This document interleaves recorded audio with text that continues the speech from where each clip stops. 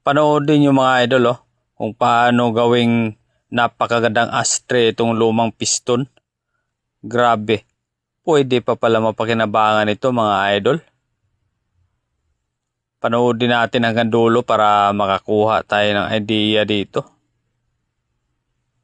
Ayun sa napakadumi nun talagang pumuti agad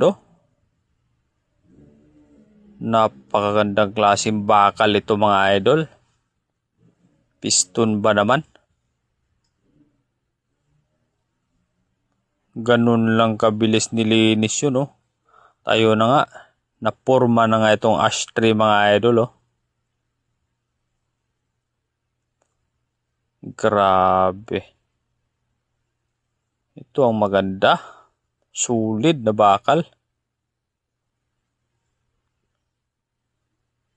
Mukhang kabilaan pa yata mga idol Pati sa likod ay nilagyan din. Ito mukhang ito yata yung pinakatakip niya. Lalagyan niya ng cover mga idol. Grabe itong pang nila pangkayod ng bakal.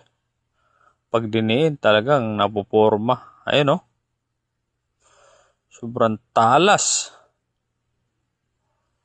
Lagyan pa ng groove. Ayun. Talaga nagpakaganda mga idol na ashtray